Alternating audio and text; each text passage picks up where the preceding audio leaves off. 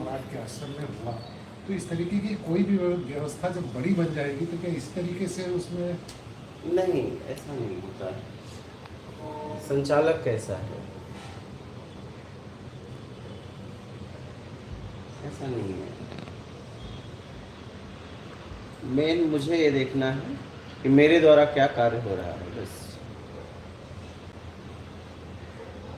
अगर मैं एकदम समाज हित के लिए कार्य कर रहा हूँ तो आगे वही होगा, क्योंकि हमारे कर्म के आगे, हमारे भाव के आगे, हमारे कार्य के आगे कोई टिकेगा नहीं। जैसे इन्होंने बताया स्वामी विवेकानंद के बारे में, तो मेरा भाव यही है कि पूरे विश्व में ये प्रत्यक्ष ज्ञान फैले।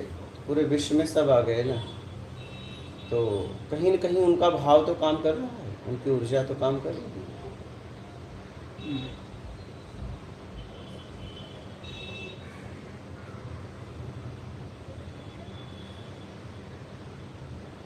जैसे जैसे व्यवस्था का विस्तार होगा तो उस व्यवस्था में ये कायम रखना भी अपने आप में एक बहुत बड़ा चैलेंज है। नहीं, ये तो रहेगा। देखिए, आपका झूठ भी चलता है सच के सहारे, उसे भी आप सच बना के ही बोलते हो, ठीक है। अगर देखा जाए तो झूठ का कोई अस्तित्व है नहीं। सामने वाला समझ नहीं पाया, इसलिए वो झूठ सच बन गया। अगर समझ जाता तो झूठ तो तुरंत गिर जाता। समझ को विकसित करिए आप। ये जितना भी दिखावा है नहीं चलेगा, इसमें आपकी समझ विकसित होनी चाहिए। अच्छा, उन्हीं गुरुदेव ने आपको भी दीक्षा दी। हाँ, उन्हीं गुरुदेव ने उनको भी दीक्षा दी। हाँ। वो भाव में क्यों नहीं जाग पाया? इसलिए कि मैं ज्ञान की खोज में गया था, भगवान की खोज में गया था, परमात्मा की खोज में गया था। वो व्यवस्था के खोज में गए थे। वो अपने घर से निकले तो व्यवस्था की कमी की वजह से निकले, इसलिए वो व्यवस्था में फंस गए। अभाव कुभाव स्वभाव, तो स्वभाव में निकलने वाला साधक पहुंचता है। अभाव वाले यज्ञ हवन ये सब पूजा पाठ करवाने लगते हैं। कुभाव वाला तांत्रिक मार्ग पे चला जाता है। अभाव वाला इसलिए पूजा पाठ में चला जाता है कि उससे वो धन कमाता है, नाम शोहरत पैसा चाहिए, ठीक है। अच्छे अच्छे कपड़ा पहनेगा, अच्छे अच्छे पकवान खाएगा। और कुभाव वाला वो झगड़ा करके निकला है, तो वो लोगों को डराना चाहेगा, तो वो तंत्र विद्या की तरफ चला जाएगा। उसके मुंह से मुखार बिंदु से एक एक ऐसे शब्द निकलेंगे, गाली के शब्द, लोगों को डराएगा। और एक स्वभाव में निकलता है, स्वभाव में संपन्न व्यक्ति निकलता है, वो स्व की खोज में निकलता है, और जहाँ के लिए जो निकला था वहीं पहुँचता है। तो 3 तरह के साधक निकलते हैं। इसमें मेरा एक छोटा सा सवाल ये है, गुरु पहले तो शिक्षा देता है, फिर उसके बाद दीक्षा देता है। हाँ, तो उन्होंने शिक्षा तो बराबर सबको दी होगी, फिर परखा भी होगा। उन्होंने कभी शिक्षा दिया ही नहीं, सीधा दीक्षा दिया। स्टेप जंप करके उन्हें अपने शिष्य को खड़ा करना था, अपने मैं को खड़ा करना था कि मेरे इतने शिष्य हैं। वो किसी को भी दीक्षा दे देते थे, शिक्षा तो लेते ही नहीं थे। उन्होंने कभी बैठा के 2011 से लेके 25 से चल रहा है, कभी उन्होंने बैठा के, आज वो नहीं है, आज उनका आखिरी था, मेरा भी उस आश्रम से आखिरी था, ठीक है। तो उन्होंने कभी बैठा के उन्होंने कुछ ज्ञान की बातें नहीं बताई, कभी नहीं। अच्छा, हाँ, कभी नहीं। तो जाते माला और वो कपड़े पहना देते, बस सीधा दीक्षा लो और भभूति पोत लो, उलट पुलट लो और सेवा करो। तो हमने भी पोत लिया था, मुझे भी भगवान चाहिए था। तीसरे दिन आश्रम से चला गया, तीसरे दिन छोड़ दिया आपने। आपने भी गेरुआ वस्त्र पहन लिया था? हाँ, मैं पहना था 2011 से 15 तक, 4 साल। हाँ। अच्छा।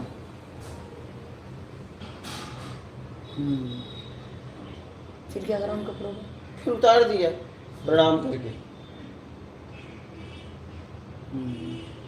उतर गया।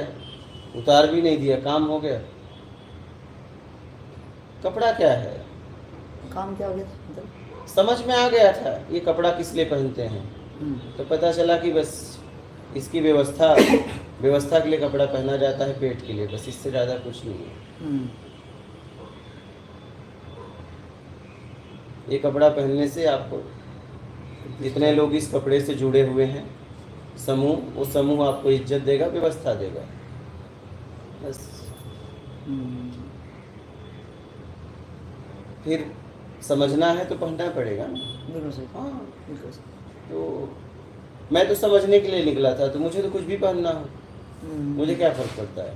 हम्म, अगर कुछ पहनने से कुछ सीखने को मिल जाए तो मैं पहन लूँगा, सीख लिया तो उतार दूंगा, नहीं सीख पाया तो उतार दूंगा। नहीं, हम्म, सही। गुरुदेव जी, एक सत्संग में आपने उल्लेख किया था कि आपने कुछ प्रश्नों के उत्तर के लिए अपने आप को कमरे में बंद कर लिया। हाँ तो क्या गृहस्थ को भी ऐसा कुछ ट्राई करना चाहिए? हाँ, अगर ऐसा हो तो ये अपने आप हो जाएगा, ये अपने आप हो जाएगा, लेकिन उस कमरे में बंद करने से किसी को पीड़ा नहीं होनी चाहिए। हाँ। ये ध्यान रखना। तो मैं कमरे में बंद हुआ तो किसी को आश्वासन नहीं दिया था, मैं निकलूँ चाहे ना निकलूँ कोई फर्क नहीं।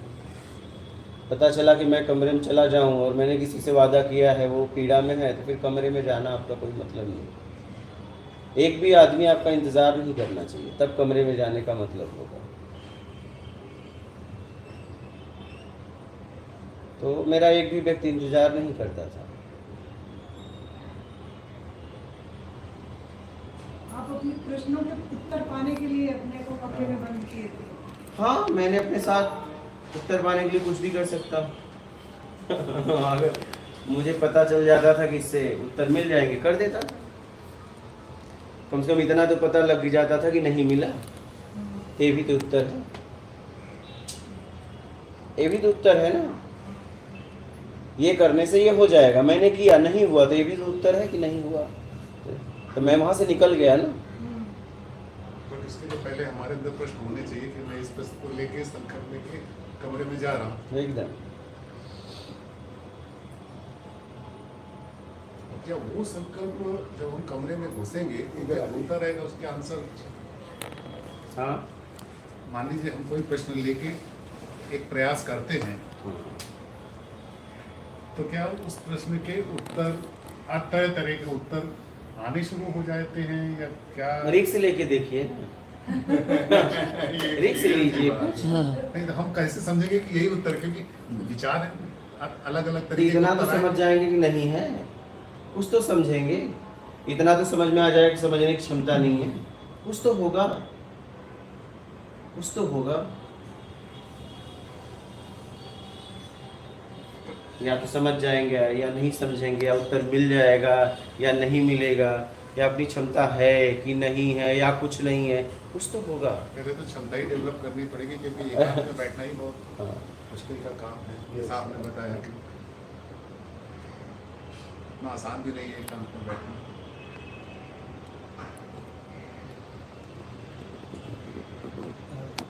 योगी जी, हम मुंबई में है।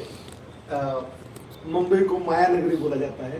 तो इस माया नगरी में माया बहुत खेल दिखाती है। तो एक सिंपल साधक ने इस माया इल्यूजन से साथ कैसे डील करना है, थोड़ा इसका मैं भी तो इस मुंबई में रहा जी, इस मुंबई में मैं भी रहा, मैं भी, ये पूरा मुंबई मेरा रहना हुआ, नाला सोपड़ा, विरार, हाँ, ये पूरा बसई, नायगांव, ये पूरा आपका भाईंदर, मीरा रोड, दहीसर, ठीक है, बोरीवली, सब ये मेरा, अंधेरी, ये सब दादर, सब मेरा भी घूमना हुआ है, समझ रहे हैं। ऐसा नहीं है लोखंडवाड़ा, बांद्रा, पवई, हीरानंदानी, साकीनाका, ये पूरा मुंबई में घूमा। अगर आप में लालच नहीं है तो आप दुनिया के किसी कोने में रहो ना।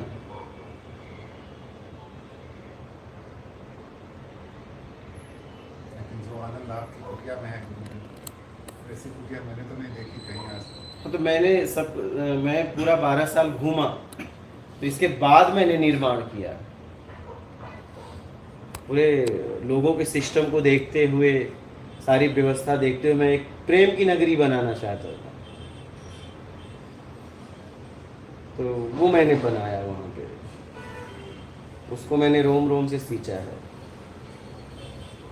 एक बार जाने के बाद रोज इसकी याद आती है, रोज आंसू आते हैं कई बार कि वापस जितना जल्दी हो सकता है जाना, लेकिन माया की मजबूरी है। क्या करोगे आप, दायित्व है, कर्तव्य है, जिम्मेदारी है, कोई बात नहीं है। लेकिन वो खींचती है।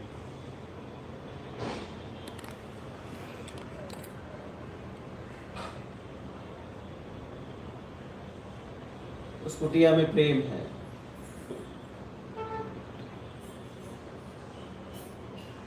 वहाँ किसी का किसी को नाम नहीं पता और लोग रहते हैं, और जरा सा भी नहीं लगता कि कोई किसी से पराया है, कुछ नहीं, पता ही नहीं चलता। वहाँ बैकग्राउंड काम नहीं करता किसी का भी। यहाँ तक उस कुटिया में मुस्लिम आके रह के जाते हैं, पता नहीं चलता।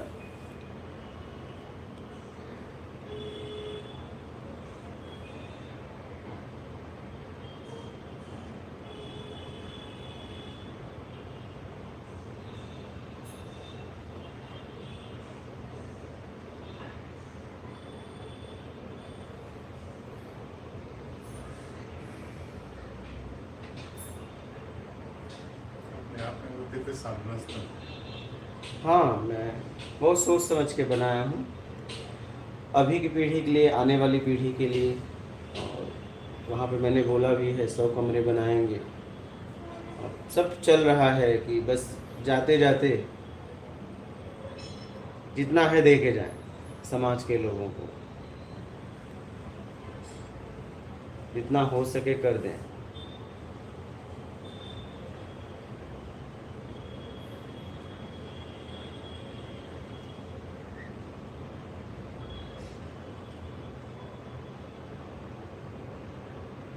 वो जगह अपने आप में है, वो कुटिया अपने आप में है, उसका नाम अपने आप में है, अपनों की कुटिया।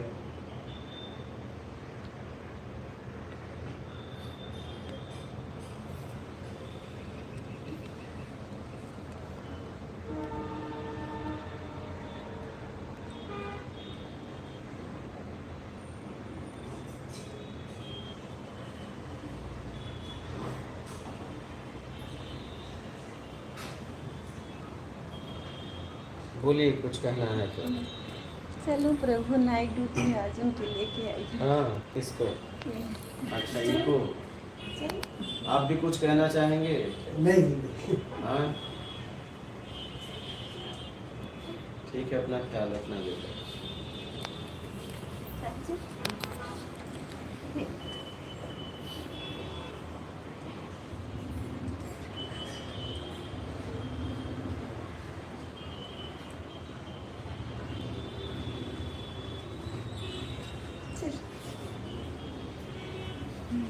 ठीक है, अपना ख्याल रखना।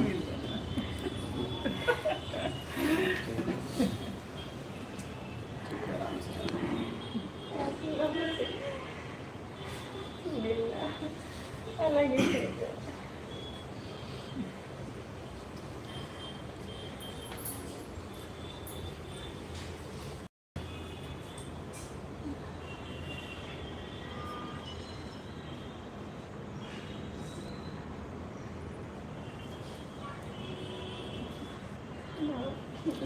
अरे मैं सब मेरे लिए पर वही है बस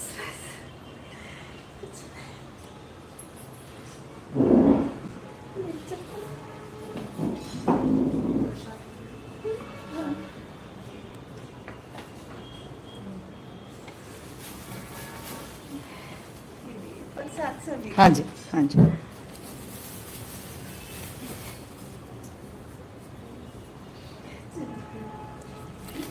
प्रसाद दे दो, वो भाई ने क्या रसोई। हाँ, हो गए। हाँ हाँ, दे दो। माता जी, वो आश्रम से आया था ना, वो दे दो उनको।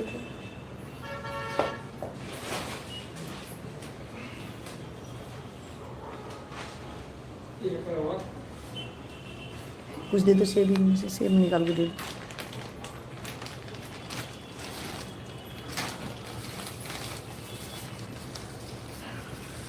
ये वापिस एक साधक लाया था, देखो कहाँ से कहाँ गया।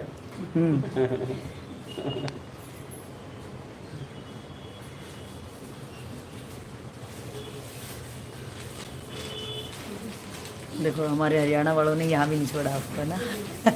अच्छा, ये हरियाणा से है। सबको दे देना, एक ही दे देना बस, सबको बांटने। अब यहाँ ले लो आप। है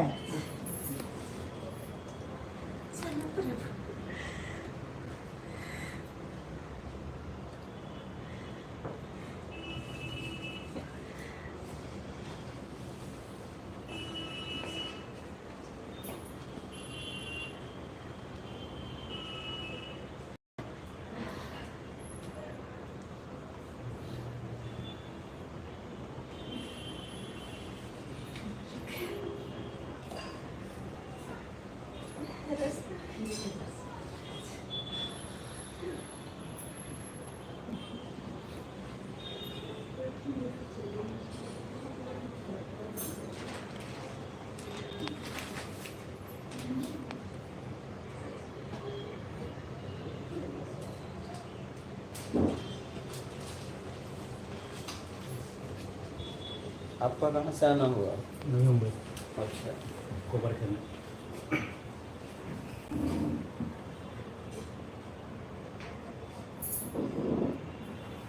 आप भी सुनते हैं? 6-7 महीने पहले वीडियोस देख रहा था, उस वक्त आपकी वो वीडियो देखी मैंने, खराब ड्रेस वाली। अच्छा, तो मैंने स्किप किया, फिर बाद में वापस गया वहाँ पे, वापस देखी थी। तो तब से मैं डेली रहता हूँ आपके साथ, और आपकी यात्रा में भी आपके साथ हूँ, जब आप अपनी कुटिया से निकले तब। और जो चर्चा मैडम जी और प्रोफेसर जी करती हैं, सब बाहर सूक्ष्मता से सुनता हूँ। उस दिन वो गुरु का दर न छूटे वो, तो उसमें जो बताया इन्होंने कि हम कैसे कितने शातिर और बुद्धिमान होते हैं, कि हमारी गलतियाँ हम कैसे छुपाते हैं, हमारे अहंकार को कैसे छुपाते हैं, वो उस टाइप के हम लोग जैसा उन्होंने वर्णन किया। तो हर बार जब वर्णन करती है तो ऐसा लगता है हमारा ही वर्णन हो रहा है। तो अब ऐसा लग रहा है कि मतलब सच नहीं लग रहा है कि आप मैं आने वाला था। आपने जब बताया था कि 16 मई तक आपको, तो उसके पहले आने वाला था, और उसके बाद में आप कहाँ रहेंगे ये भी सोच रहा था बार बार। लेकिन जब आप बेंगलोर गए तो वहाँ से आपने बताया कि बम्बई आ रहे, तो मुझे लगा कि आप हम मिल सकते। दिन भर आपकी वीडियो देखता हूँ,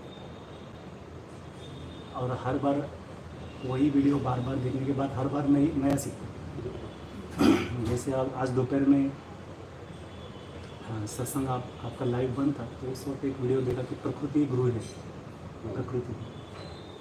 तो अगर हमारा निश्चय होता है तो वो खुद हमें सहायता करती है। तो निश्चय करने के लिए क्या प्रयास करने पड़ते हैं, क्या करना चाहिए?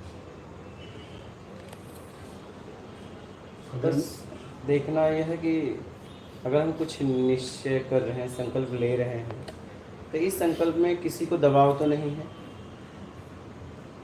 और इस संकल्प को पूरा होने पे उसका परिणाम क्या होगा, और क्या संकल्प करना जरूरी है, स्वाभाविक नहीं हो सकता। हमारा जो इतिहास है वो देखने के बाद में ऐसा लगता है कि हमारे बस की बात नहीं है, हम जैसे लोगों के लिए नहीं है, ऐसा लगता है।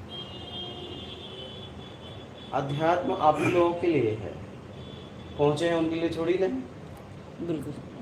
ये बताइए, आप ही लोगों के लिए है, और जो पहुँचने वालों के लिए थोड़ी नहीं है। और जो पहुंच गए हैं वो हमारे ही अपने तो रहे हैं। हाँ, पूर्वज वो भी तो बस आपके भटक गए। जैसे थे, उन्होंने मेहनत किया, और वो अब आपको मेहनत सिखा रहे हैं, तरीका बता रहे हैं। उन्होंने सीधा मेहनत किया, उनका बैकग्राउंड भी कोई पीछे कोई नहीं था सपोर्ट करने वाला, और वो तो आपके लिए एक तरीका खोज के गए। आपके लिए तो और आसान होना चाहिए, तो आपको दे के गए, तो आप की सामर्थ्य को समझ कर गए कि आप कर सकते हैं, तभी तो दिया। आप अपने बच्चों को अगर कुछ देते हो तो आप समझ जाते हो कि ये कर सकता है तभी देते हो, नहीं अगर वो नहीं कर सकता तो आप कहाँ देते हो। लेकिन जब देते हो तो आपको इतना पक्का हो जाता है कि कर सकता है तभी देते हो। वैसे ही अगर आपको कुछ दिया जा रहा है तो इसका मतलब आप कर सकते हो तभी दिया जा रहा है, नहीं तो दिया ही नहीं जाता ना। तो इसलिए समझ में आ रहा है इसका मतलब कर सकते हो, हाँ नहीं तो समझ में नहीं आता। अगर करने की क्षमता नहीं होती तो समझ में भी नहीं आता। अगर आप समझ गए इसका मतलब करने की क्षमता है आप में, तभी आप समझ पा रहे हैं, नहीं तो आप समझ भी नहीं पाते। समझने से ये पक्का हो जाता है कि आप कर सकते हैं। हाँ। लेकिन जब तक समझते नहीं ना तब तो लग रहा है कि बहुत कुछ जानते हैं। जैसे समझ में आने लगता है तो लगता फिर हमसे तो होगा नहीं, फिर डर लगने लग जाता है। भाई उस दिन आपने वीडियो में बोला था कि हाँ। हमारी खामियां जो है बड़ी बड़ी दिखने लगती है। बिल्कुल बिल्कुल, शायद जब समझने लगते हैं तब समझाता कि हमें तो कुछ आता ही नहीं है।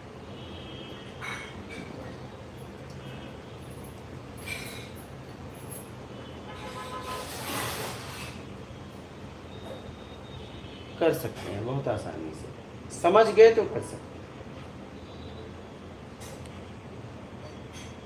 नहीं तो समझ में नहीं। अगर करने के अंदर क्षमता नहीं होती तो समझ में नहीं आता।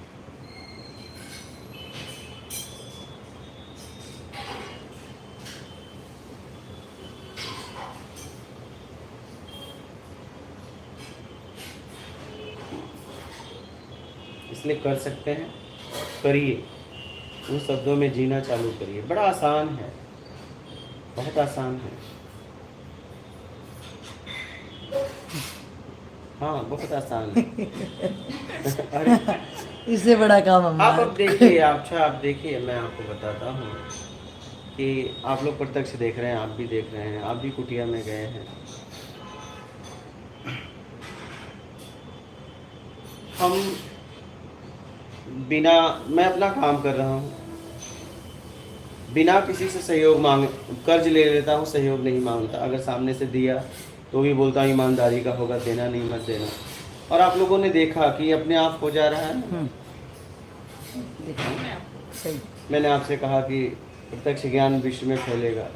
ऐसे तो शुरुआत में मेरे हर बात पे लोग हंसते हैं, क्योंकि आज मैंने अध्यात्म को इतना सरल तरीके से ला दिया है कि लोग इस पे भी बहुत हो, मतलब आपकी पूरा जितना भी है मैंने 2 लाइन में ख़त्म कर दिया। आपका जितना हजारों साल से ढो रहे थे, मन को ढो रहे थे, विचारों को ढो रहे थे, ध्यान को ढो रहे थे, हमने सब हटा दिया। हाँ? तो शुरुआत में मैं कुछ भी कहता हूँ तो लोग हंस देते हैं कि मैं शुरुआत में जितना बोला था ये आश्रम के लिए, व्यवस्था के लिए, विश्व में मुझे ज्ञान, इस प्रत्यक्ष ज्ञान को फैलाना है, तो लोग पहले हंस देते हैं। हंस इसलिए देते हैं कि मेरा कोई आवरण नहीं है, क्या वो समझ नहीं पाते हैं। और वो हंसते हैं तो हम भी हंस देते हैं, कोई बात नहीं। आपके हंसी के साथ में हूँ, अपने काम के साथ भी हूँ और आपके हंसी के साथ भी हूँ, ठीक है। क्योंकि आप अगर हंसने में खुश हैं तो मैं आपके साथ हूँ।